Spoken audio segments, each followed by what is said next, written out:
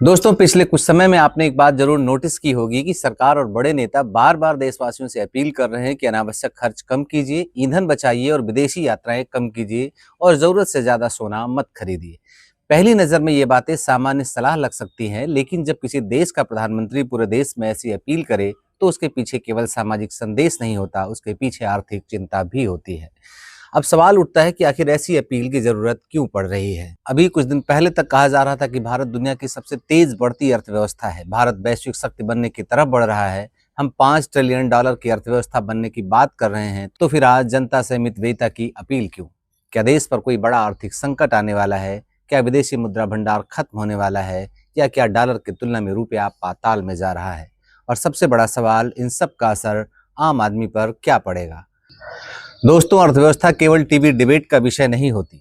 जब डॉलर मजबूत हो और देश का रुपया कमजोर होता जाए तो इसका असर सीधे आपके घर पर पड़ता है। पेट्रोल महंगा होता है, गैस महंगी होती है, दूध, सब्जी, दवा, मोबाइल, टीवी, यहाँ तक कि बच्चों की फीस तक प्रभावित होती है। इसलिए वीडियो में हम बहुत आसान भाषा में देश की अर्थव्यवस्था की पूरी कहानी समझेंगे। हम समझेंगे कि विदेशी मुद्रा भंडार आखिर होता क्या है, भारत के लिए डॉलर इतना जरूरी क्यों है, और सरकार बार बार ईंधन बचाने और सोना कम खरीदने की बात क्यों कर रही है, और क्या वास्तव में भारत की अर्थव्यवस्था उतनी मजबूत है जितनी दिखाई जा रही है। इस वीडियो में हम केवल सरकारी बयान नहीं देखेंगे, बल्कि उसके पीछे की वास्तविकता भी समझेंगे। हम देखेंगे कि तेल की कीमतें भारत को कैसे प्रभावित करती हैं, और क्यों रुपया लगातार दबाव में रहता है, और क्यों अर्थशास्त्री ये कह रहे हैं कि केवल प्रचार और बड़े दावे करने से अर्थव्यवस्था मजबूत नहीं होती। मजबूत अर्थव्यवस्था के लिए उत्पादन चाहिए, रोजगार चाहिए, निर्यात चाहिए, और चाहिए सबसे बड़ा, और वह है उपभोक्ताओं और देश की जनता का भरोसा। तो वीडियो को अंत तक जरूर देखिए, क्योंकि आज की चर्चा केवल अर्थव्यवस्था की नहीं, बल्कि आपके भविष्य, आपकी बचत, आपकी नौकरी और आपके बच्चों के कल की है। नमस्कार, मैं हूं प्रवीण गुप्ता और आप देख रहे हैं PSIR रिसर्च। सबसे पहले हमें एक बहुत बुनियादी चीज समझनी होगी, विदेशी मुद्रा भंडार यानी फॉरेन एक्सचेंज रिजर्व। टीवी पर हम ये शब्द बार बार सुनते हैं, लेकिन आम आदमी को अक्सर यह समझ नहीं आता कि इसका हमारे जीवन में क्या संबंध है। इसलिए इसे बिल्कुल आसान भाषा में समझते हैं। मान लीजिए आपका परिवार हर महीने कुछ कमाई करता है, आपकी आय रुपए में आती है, लेकिन परिवार केवल कमाई करके ही सुरक्षित नहीं रह जाता। एक समझदार परिवार हमेशा कुछ बचत भी रखता है। क्यों? क्योंकि जिंदगी में कभी भी मुश्किल आ सकती है, अचानक बीमारी आ सकती है, नौकरी जा सकती है, कारोबार धीमा पड़ सकता है, या कोई बड़ा खर्च सामने आ सकता है। इसलिए परिवार इमरजेंसी फंड बनाता है। ठीक इसी तरह देशों को भी बचत की जरूरत होती है। फर्क सिर्फ इतना है कि देशों की कई जरूरतें ऐसी होती हैं जिन्हें पूरा करने के लिए केवल रुपए काम नहीं आते। भारत को विदेशों से बहुत सी जरूरी चीजें खरीदनी पड़ती हैं, जैसे कच्चा तेल, gas, electronics, mobile parts, chips, machinery, दवाइयों का कच्चा माल, और खाद्य और सोना। अब समस्या यह है कि दुनिया का अधिकांश व्यापार डॉलर में होता है, यानी अगर भारत को तेल खरीदना है तो भुगतान डॉलर में करना होगा। यहीं से विदेशी मुद्रा भंडार की जरूरत शुरू होती है। भारत अपने पास डॉलर, यूरो, सोना और दूसरी विदेशी संपत्तियां जमा करके रखता है। यही विदेशी मुद्रा भंडार कहलाता है। यह देश की आर्थिक सुरक्षा ढाल होती है। अगर अचानक दुनिया में संकट आ जाए, युद्ध हो जाए, तेल महंगा हो जाए, या विदेशी निवेशक देश से पैसा निकालना शुरू कर दें, तो यही भंडार देश को संभालता है। अब आप सोचिए, अगर किसी दिन भारत के पास पर्याप्त डॉलर ना हो तो क्या होगा? तब भारत विदेशों से तेल नहीं खरीद पाएगा, और पेट्रोल पंपों पर तेल का संकट पैदा हो सकता है, गैस महंगी हो सकती है, और फैक्ट्रियों में उत्पादन प्रभावित हो सकता है। इसलिए विदेशी मुद्रा भंडार केवल एक आर्थिक आंकड़ा नहीं है, यह देश की आर्थिक सांस है। भारत ने यह दर्द बहुत पहले भी झेला है। वर्ष 1991 में भारत गंभीर आर्थिक संकट में फंस गया था। उस समय हालात इतनी खराब हो गई थी कि देश के पास केवल कुछ हफ्तों का विदेशी मुद्रा भंडार बचा था। भारत को अपनी सोना गिरवी रखना पड़ा और IMF से मदद लेनी पड़ी। उस संकट ने भारत को सिखाया कि विदेशी मुद्रा भंडार मजबूत रखना कितना जरूरी है। इसलिए आज जब विदेशी मुद्रा भंडार में गिरावट की खबर आती है तो अर्थशास्त्री चिंतित हो जाते हैं। अब कुछ लोग कहते हैं कि भारत के पास अभी भी लगभग 690 अरब डॉलर का भंडार है, इसलिए चिंता की जरूरत नहीं। लेकिन असली सवाल केवल यह नहीं कि कुल रकम कितनी है।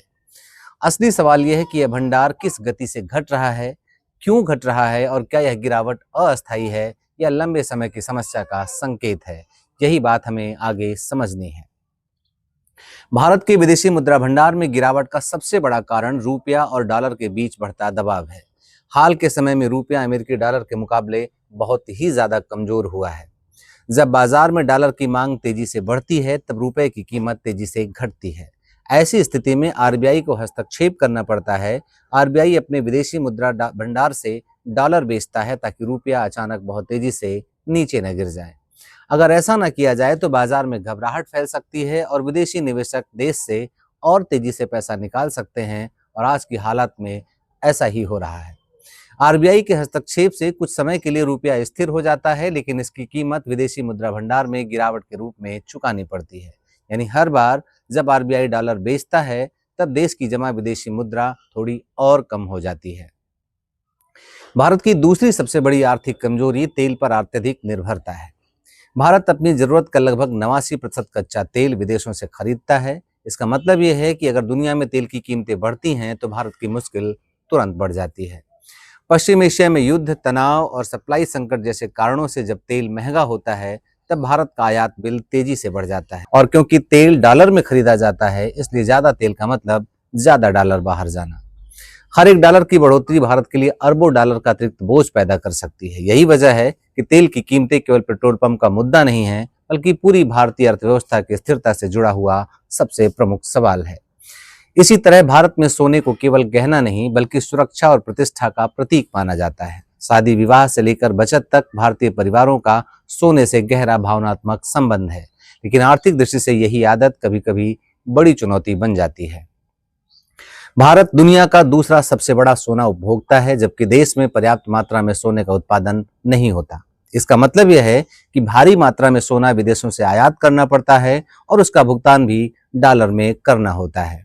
सबसे दिलचस्प बात यह है कि भारत के घरों और मंदिरों में पहले से हजारों टन सोना पड़ा हुआ है, फिर भी हर साल नया सोना आयात किया जाता है।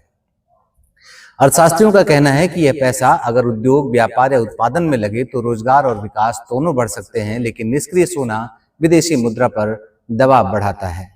हाल के वर्षों में विदेश यात्रा, विदेशी शिक्षा, विदेशों में शॉपिंग और लग्जरी खर्च तेजी से बढ़े हैं।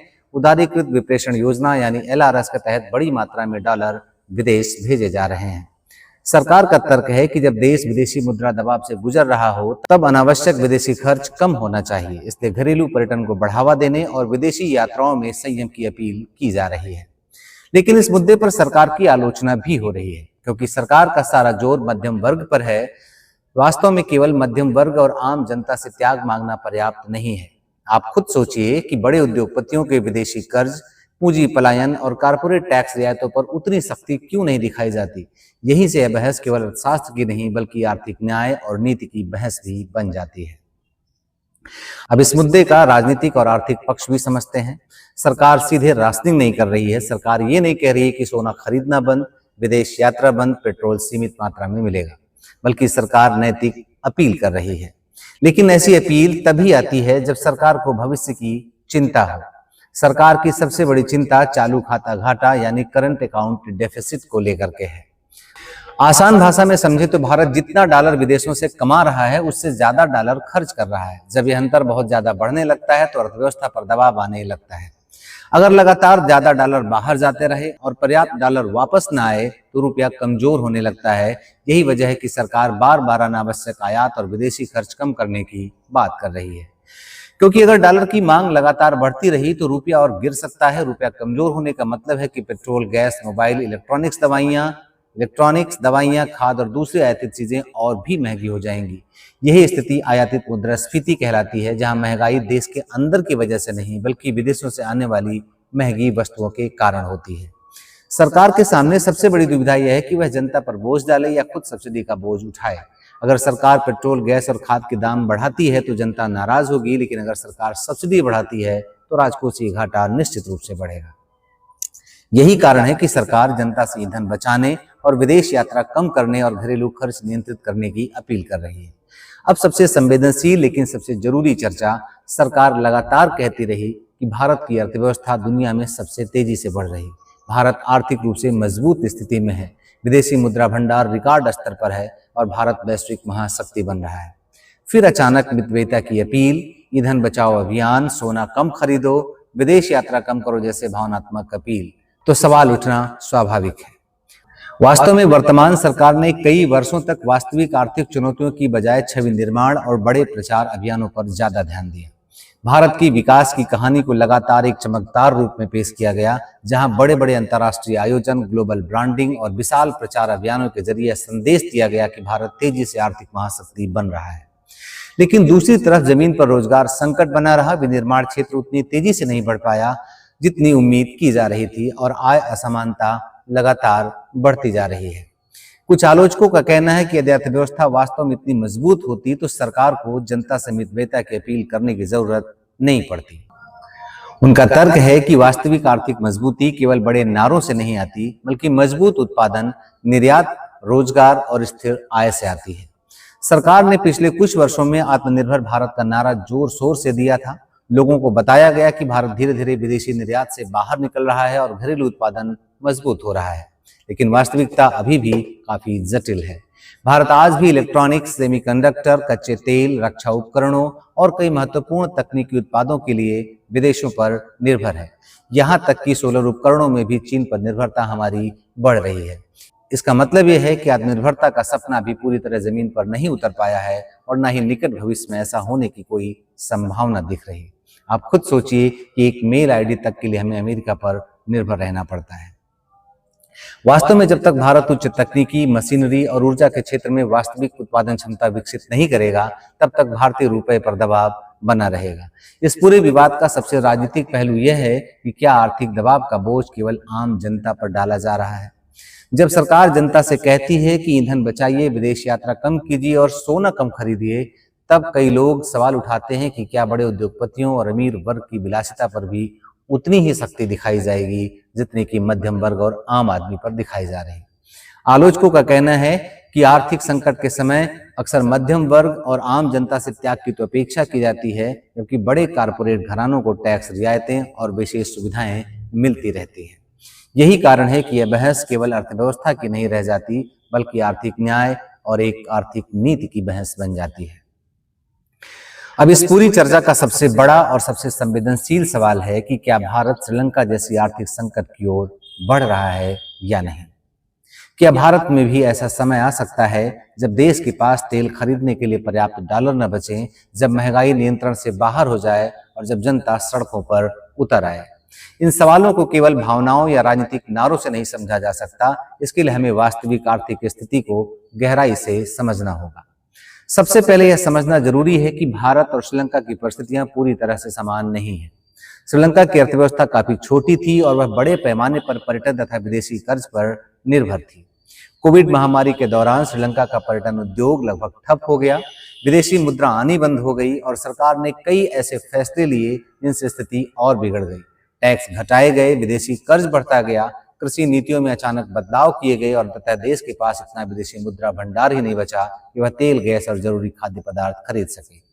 परिणाम ये हुआ कि पेट्रोल पंपों पर लंबी लाइनें लग गईं, बिजली कटौती शुरू हो गई, खाद्य की कमी से खेती प्रभावित हुई और महंगाई इतनी बढ़ गई कि आम लोगों का जीवन असहनीय हो गया। अंततः आर्थिक संकट राजनीतिक संकट में बदल गया और पूरे देश में भारी अस्थिरता फैल गई। भारत की स्थिति अभी उससे काफी अलग है। भारत दुनिया की बड़ी अर्थव्यवस्थाओं में शामिल है। भारत के पास विशाल घरेलू बाजार है, मजबूत सेवा क्षेत्र है, आईटी सेक्टर भारी मात्रा में डॉलर कमाता है और विदेशों में काम कर रहे भारतीय हर साल अरबों डॉलर देश में भेजते हैं। भारत का विदेशी मुद्रा भंडार अभी भी दुनिया के बड़े भंडारों में गिना जा रहा है। इसलिए कहना कि एक दिन किसी सुबह भारत श्रीलंका बन जाएगा पूरी तरह गलत और अतिरंजित होगा। लेकिन इसका मतलब ये नहीं है कि भारत के सामने कोई खतरा नहीं है। वास्तविकता यह है कि भारत और गंभीर आर्थिक दबावों से गुजर रहा है और अगर लंबे समय तक संरचनात्मक समस्याएं बनी रही तो भविष्य में बड़ा संकट पैदा हो सकता है। भारत की सबसे बड़ी कमजोरी उसकी आयात निर्भरता है। देश अपनी जरूरत का लगभग 89% कच्चा तेल और 50 से 60% एलएनजी विदेशों से खरीदता है। यानी अगर दुनिया में कहीं भी युद्ध हो, तेल महंगा हो जाए या सप्लाई बाधित हो जाए तो भारत की अर्थव्यवस्था तुरंत दबाव में आ जाएगी। यही कारण है कि पश्चिम एशिया का हर तनाव भारत के लिए आर्थिक खतरा बन जाता है। दूसरी बड़ी समस्या यह है कि भारत का विनिर्माण क्षेत्र अभी भी उतना मजबूत नहीं बन पाया जितनी उम्मीद थी। भारत अभी भी इलेक्ट्रॉनिक्स, सेमीकंडक्टर, मशीनरी और कई तकनीकी उत्पादों के लिए विदेशों पर निर्भर है। मेक इन इंडिया का नारा केवल राजनीतिक प्रचार का माध्यम बनकर रह गया है। यानी भारत अभी भी उत्पादन आधारित वैश्विक शक्ति कम और आयात आधारित उपभोग अर्थव्यवस्था ज्यादा है। अब सबसे महत्वपूर्ण सवाल कि वर्तमान सरकार इस स्थिति के लिए कितनी जिम्मेदार है। सरकार के समर्थक कहते हैं कि कोविड महामारी, रूस यूक्रेन युद्ध, पश्चिम एशिया संकट और वैश्विक आर्थिक अस्थिरता जैसी परिस्थितियां पूरी दुनिया को प्रभावित कर रही हैं और भारत इसमें अकेला नहीं है। ये बात काफी हद तक सही भी है, लेकिन केवल वैश्विक परिस्थितियों को दोष देकर सरकार अपनी जिम्मेदारी से पूरी तरह से मुक्त नहीं हो सकती। पिछले कई वर्षों में सरकार ने आत्मनिर्भर भारत, उच्च उत्पादन और मजबूत अर्थव्यवस्था का बड़ा नैरेटिव बनाया, लेकिन जमीन पर भारत की तेल निर्भरता कम नहीं हुई। विनिर्माण क्षेत्र अपेक्षित गति से नहीं बढ़ा, रोजगार संकट बना रहा है और आयात आधारित विकास मॉडल जारी रहा। सच तो यह है कि सरकार ने वास्तविक आर्थिक सुधारों की बजाय कई बार अपनी छवि निर्माण, बड़े प्रचार अभियानों और इवेंट आधारित राजनीति पर ज्यादा ध्यान दिया है। सबसे बड़ा आरोप यह है कि आर्थिक विकास का लाभ समान रूप से नीचे तक नहीं पहुंचा। एक तरफ शेयर बाजार और बड़े कारपोरेट समूह तेजी से बढ़े, जबकि दूसरी तरफ बेरोजगारी, महंगाई और आय असमानता भी बढ़ती चली गई। कई अर्थशास्त्रियों का मानना है कि अगर पिछले वर्षों में सरकार ने रोजगार आधारित विनिर्माण, ऊर्जा, आत्मनिर्भरता, शिक्षा, रिसर्च और तकनीकी उत्पादन पर ज्यादा गंभीरता से काम किया होता, तो आज भारत विदेशी मुद्रा दबाव के सामने ज्यादा मजबूत स्थिति में होता। दूसरी ओर सरकार के समर्थक के तर्क देते हैं कि भारत ने इंफ्रास्ट्रक्चर, डिजिटल भुगतान, हाईवे, रेलवे और उत्पादन आधारित प्रोत्साहन योजनाओं में बड़े निवेश किए हैं, जिनका असर आने वाले वर्षों में दिखाई देगा। यानी सच्चाई पूरी तरह काली या सफेद नहीं है, बल्कि यह भी सच है कि वर्तमान आर्थिक दबावों के लिए वर्तमान सरकार की नीतिगत कमियां कुछ हद तक जिम्मेदार हैं। सबसे बड़ी चिंता यह है कि अगर आने वाले वर्षों में तेल लगातार महंगा रहा, रुपया कमजोर होता गया, रोजगार पर्याप्त नहीं बढ़े और वैश्विक संकट लंबे समय तक बना रहा, तो भारत पर आर्थिक दबाव बढ़ता चला जाएगा। शायद श्रीलंका जैसा पूर्ण पतन ना हो, लेकिन महंगाई, बेरोजगारी, आर्थिक असमानता और सामाजिक असंतोष गंभीर रूप ले सकते हैं। इसलिए यह समय केवल प्रचार करने का नहीं, बल्कि वास्तविक आर्थिक सुधारों का है। भारत को मजबूत विनिर्माण, निर्यात, ऊर्जा आत्मनिर्भरता, तकनीकी विकास तो रोजगार निर्माण पर गंभीरता से काम करना होगा। केवल जनता से पेट्रोल बचाने और सोना कम खरीदने की अपील करके लंबे समय तक अर्थव्यवस्था को सुरक्षित नहीं रखा जा सकता। और सबसे महत्वपूर्ण बात यह है कि किसी भी देश की अर्थव्यवस्था केवल सरकार की नीति का परिणाम नहीं होती, यह जनता, उद्योग, बैंक, निवेशक और सरकार की कई सारी नीतियों का संयुक्त परिणाम होती है। लेकिन इन सब में सरकार की जिम्मेदारी सबसे बड़ी होती है, क्योंकि वही अर्थव्यवस्था की दिशा तय करती है। अगर सरकार वास्तविक समस्याओं को स्वीकार करे, पारदर्शिता रखे और दीर्घकालिक आर्थिक सुधारों पर ध्यान दे, तो भारत इस दबाव से मजबूत होकर निकल सकता है। लेकिन अगर सरकार ने केवल अपनी छवि निर्माण और राजनीतिक प्रचार पर ही जोर दिया, तो आने वाले दिनों में आर्थिक जोखिम और भी ज्यादा गंभीर हो सकता है। भारत के सामने अभी भी कई ऐसे खतरे मौजूद हैं जिन्हें हल्के में नहीं लिया जा सकता। सबसे बड़ी चुनौती तेल पर अत्यधिक निर्भरता है। जब तक भारत अपनी ऊर्जा जरूरतों के लिए विदेशों पर इतना ज्यादा निर्भर रहेगा, तब तक वैश्विक तेल कीमतों में हर उछाल भारत की अर्थव्यवस्था को झटका देता रहेगा। दूसरी बड़ी समस्या रोजगार संकट है। अगर आर्थिक विकास के बावजूद पर्याप्त रोजगार पैदा नहीं होते, तो लोगों की क्रय शक्ति कमजोर होगी और घरेलू मांग पर असर पड़ना स्वाभाविक है। इसके अलावा आय असमानता भी तेजी से बढ़ रही है। समाज का एक छोटा वर्ग बहुत तेजी से अमीर हो रहा है, जबकि बड़ी आबादी महंगाई और आर्थिक दबाव से जूझ रही है।